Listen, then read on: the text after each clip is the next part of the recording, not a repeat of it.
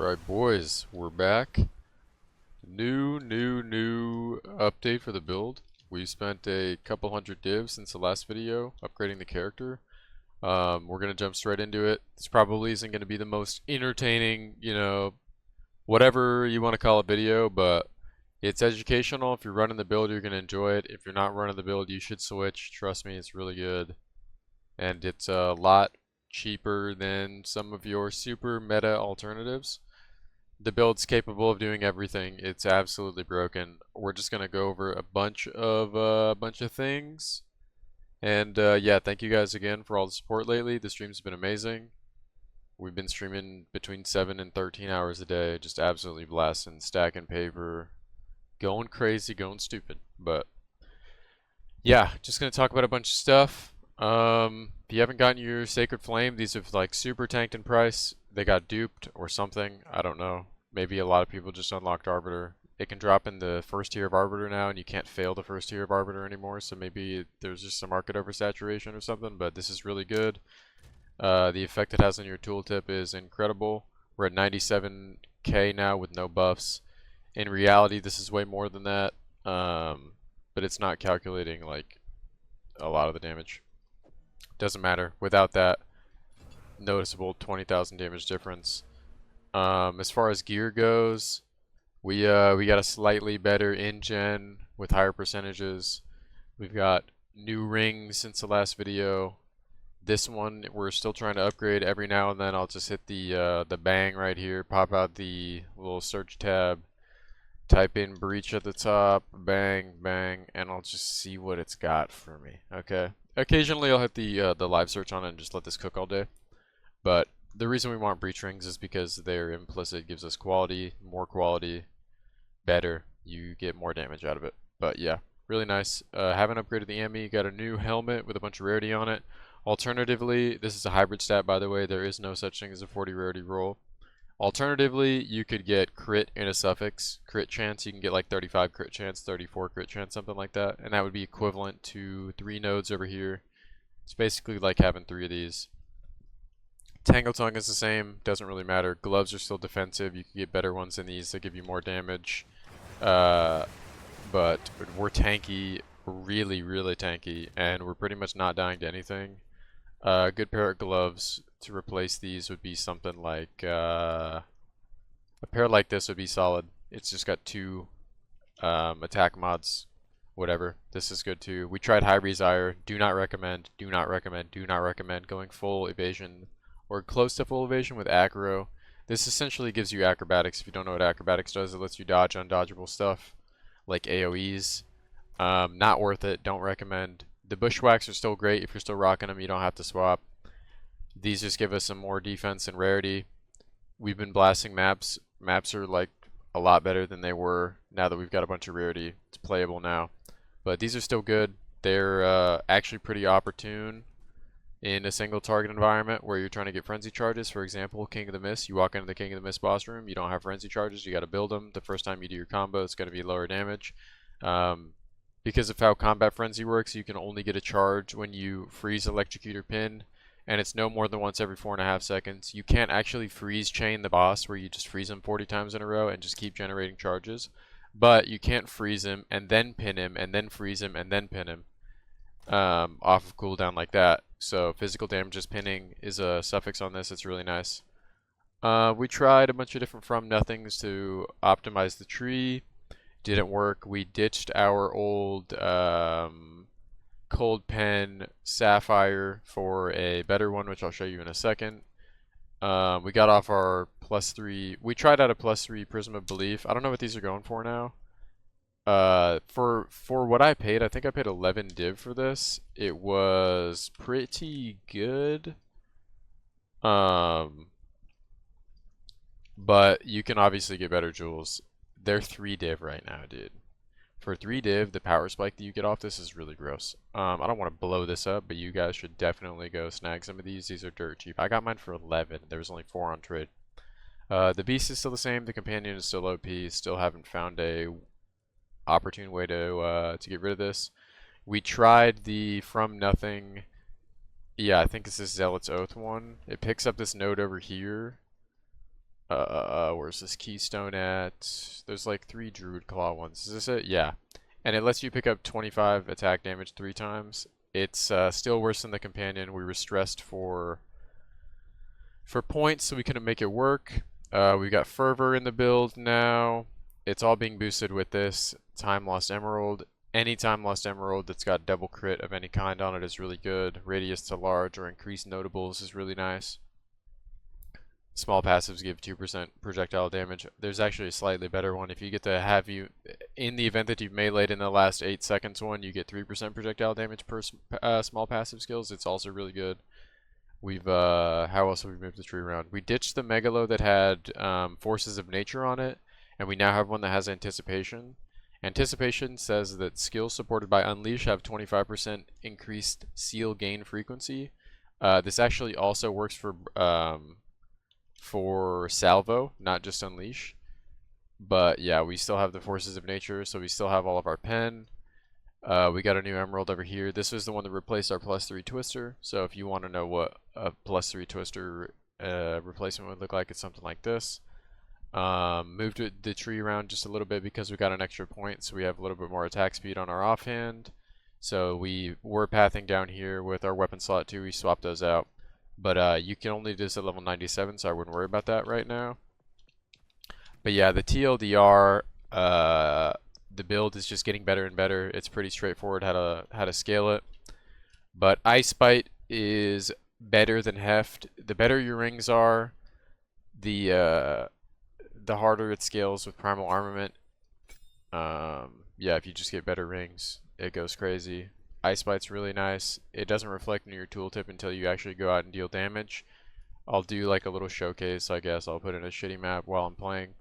Herald of Ice, we've officially figured out that it is intended how it is working, where we have it disabled on weapon slot 2, but while we have weapon slot 2 shit out, we are still benefiting from the Herald popping.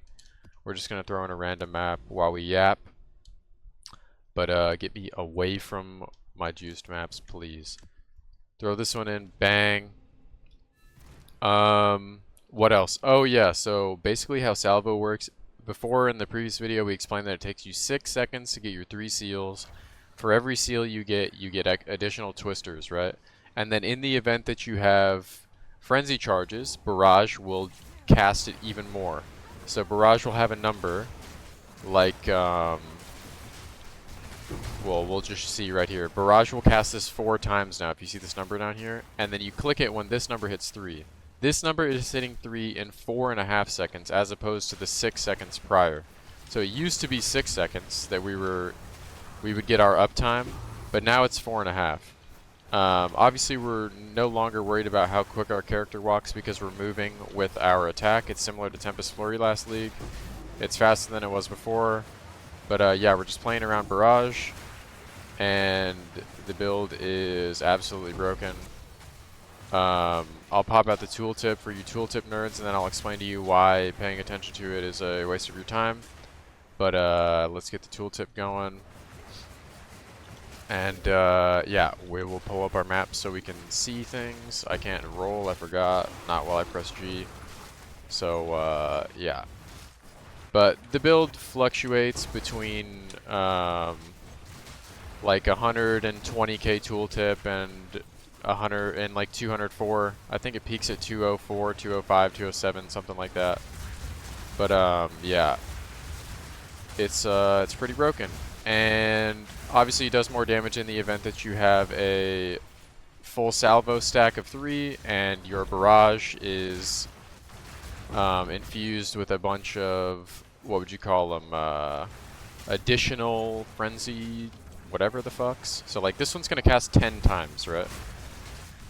And the reason the tooltip is misleading is because this little funny number right here, this 225, isn't taking into account this line right here. Elemental twisters gain 50% of damage as damage of the corresponding type. Obviously we're using Frostbolt to chill the ground right here. Frostbolt chills the ground, and then this gets infused with, what would you call it? Chill, I guess. And we're getting cold damage from that. You pop out your tooltip, it doesn't reflect that in here. But yeah, your tooltip isn't changed by that. Also, Ice Bite doesn't reflect in the tooltip until you have it active. All the conditional damage. Persistence doesn't affect the tooltip in the same way that the old spark calculator worked, where like you send out the projectile, it's got the infinite pierce where it can come back and deal damage multiple times. Your damage is scaled off of the likelihood that the tornado is going to return to the target. If your target's moving, you can dodge the target can dodge the tornado, not get hit multiple times, and you can't control for the variable. The size of the room, the speed that the target's moving, the amount of tornadoes you shot out, all of those things aren't reflected in the tooltip. The amount of stacks your barrage has, sometimes this barrage will cast 14 times, right? And this premeditation isn't affected in the tooltip.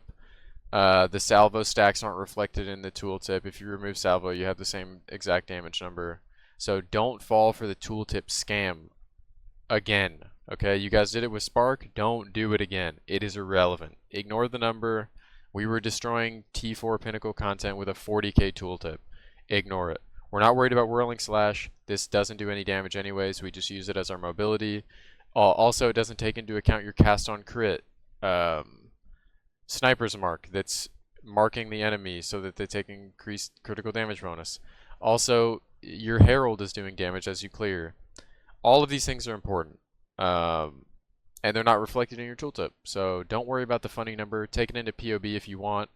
I'll lob open the POB with the fairest calcs that I could. Give you a look at that. But yeah, this is what the POB indicates the damage is. The reason POB is also kind of misleading is if you look at your items and you look at the Tangle Tongue, there's a line that makes the Tangle Tongue really good, and it's forks critical hits. If something is red in POB, that means that it is yet to be supported. It's not supported yet. So that line, which is really important, which if you look at our skill right here, what is it, like something like 65% of the time, we're getting twice critical hit. If you hover twice critical hit, you can read this for yourself, but yeah, it's letting you crit twice, and that isn't reflected in your POB yet. So your POB damage is actually far higher than your POB damage even says. So keep it in mind. The tooltip is an absolute scam. Also, the tooltip doesn't reflect very simple things like damage penetration, right? If you've got cold pen, whatever, and you're dealing cold damage, or you've got fire pen, you're dealing fire damage, blah blah blah, none of that is reflected in your in-game tooltip. You can see how it affects your damage in here. Like if we look at our pinnacle content, you can do an Uber Pinnacle boss, it'll tank your damage. And why do you ask that? It's because Uber Pinnacles have extra resistances, they have more armor, they have a flat take less damage, blah blah blah. Yeah, so that's that about the tooltip thing. A lot of people ask questions about that. The other thing is people asking, why does Herald Device only go on weapon slot 1? First of all, we didn't know this when we did it, but we didn't have enough spirit to put it on weapon slot 2. But the reason it works on 1 is because Herald Device, if you read it, it says that 100% of explosion physical damage converted to cold damage. You're proccing this in the event that you freeze. You blow up the freeze, the Herald Device starts the chain, it goes blah blah blah blah blah, blows up everything that was frozen that you did damage to. It's using a weapon slot 1 skill, which is Twister. So even though we're running around on weapon slot 2 this whole time, like, the Herald Device will still proc in the event that it was a weapon slot 1 skill, which is the only weapon slot 1 skill we have is our Twister. In the event that that's dealing the damage, we can be on weapon slot 2 this whole time, la la la la la la, but these Twisters are still on weapon slot 1 because they were cast on weapon slot 1. So as you can see, they're still proccing. So that explains that. I'm not paying attention, by the way, so if you see me taking a shit ton of damage, just because I'm super ultra yapping. But that's why that works. Same thing goes with Combat Frenzy. This is actually interesting because this will save you all a lot of spirit. Previously I said that you needed Combat Frenzy on 1 and 2. You actually don't need it on 2. You only need it on 1 because the only time you're ever freezing is a result of your Twister, right? Your Twister is doing it. We have the spirit to do it, so we just keep it checked because why not? We can't spend it on anything else. But your twister is the only thing freezing. So yeah, none of your other skills deal any significant damage. So you're always going to get your combat frenzy charges even though you're on 1. Blink, really overpowered. The better you are at the game, the better Blink will service you. It gets me out of so much danger. Anytime I make a mistake, you can just wipe it all away with a good Blink. A good Blink in a healthy direction saves your life, saves your XP bar. We just dinged. We remade the tree. We'll put the tree in the description. But yeah, I don't want to make this video too long-winded. Sacred Flame is bugged right now. You can just socket free supports in the fucking thing. All of these cost spirit, and they're active even though they are, we don't have enough spirit for them. If I unequip them, it'll actually crash my game, but you can put in free spirit. So these are the best ones in my opinion. Herbalism, Cannibalism, Clarity, Precision. You can probably ditch the Clarity if you want the 1% life regen per second one. But yeah, you can get rid of Heft. Ice Bite is superior, and these other ones cannot be replaced by Heft. They're just not good enough. They need to drop another socket for the boy, okay? But yeah, cast on crit. We got a low level one, 16, good enough. Nothing changed there. I think we might have gotten a new socket, whatever. Single out is really OP. It gives you a lot of armor break on single target, and we do a lot of physical damage, so we break a lot of armor. That gives you more damage. Yeah, the boar is the exact same. Yeah, the build is pretty gross. Pretty gross. But yeah, hope you guys enjoy. If you have any questions about it, drop them in the comments below. I'm trying to think, is there anything I forgot? Oh, again, just to remind you, all of your damage for this character is coming from your Tangle Tongue, which you likely don't have to upgrade for a really long time once you get a decent one, your rings, and your gloves. Everything else is obsolete. Obviously the Sacred Flame, once you get this, you just never swap it out, so I kind of forget about this one every now and then. We got the Sky Sliver second weapon. This is the exact same. This is the fastest attack speed you can get on a second weapon. It's still benefiting from this node down here, even though our main hand is not benefiting from this. We don't care. We're just trying to move around quicker. This gives you more movement speed than any node on the tree by like 5 or 6 orders of magnitude. It is actually insane how much quicker we move with this. Non-conditional, you have to have it. All the weapon slot 2 nodes are used to get attack speed. Attack speed is the way we're moving around so quick. What else? We move around even quicker if we've taken damage in the last however many seconds. Recently is like a 4-second timer, I think. But yeah, really nice. We've got rage stacks up the whole time. As you're running around doing this, you're getting rage. But yeah, the build is gross. And also, if you ever mess up your combo, you forget to Frostbolt, you can just throw Frostbolts after the fact, and the tornadoes will pick up the cold trails, so you don't have to worry about that. But yeah, I'm trying to think, is there anything I'm forgetting?